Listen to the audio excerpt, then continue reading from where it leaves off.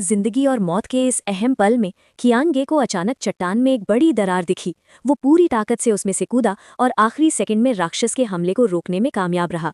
बदकिस्मती से राक्षस के हाथ बहुत लंबे थे और उसने तुरंत कियांगे की गर्दन पकड़ ली। उसने कितनी भी जोर से लात मारी, कोई फायदा नहीं हुआ। वो राक्षस के बचाव को नहीं तोड़ सका। वो सच में बहुत ताकतवर था। ये देखकर उसके साथी पूरी तरह से शांत हो गए और अपनी जान की परवाह किए बिना जल्दी से पत्थर के कोन पकड़कर उन्हें नीचे पटक दिया। राक्षस का हाथ भेद कर उन्होंने आखिरकार कियांगे को आजाद कर दिया। राक्षस पूरी तरह से पागल हो गया।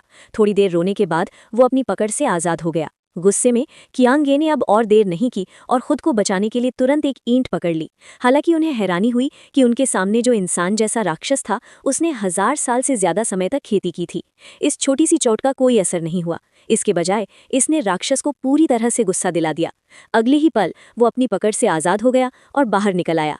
उसने पक्का इरादा कर लिया था कि घुसपैठिए को उसकी भारी कीमत चुकानी पड़ेगी। जब कियांगे और उसके साथियों को लगा कि वे बर्बाद हो गए हैं, तो पत्थर की बड़ी मूर्ति अचानक गिर गई, जिससे राक्षस जमीन पर गिर गया और उसकी तुरंत मौत हो गई। लेकिन जैसे ही कियांगे और उसके दोस्त जाने वाले थे, उन्होंने अनजाने में एक और भी डरावनी जीव को परेशान कर दिया।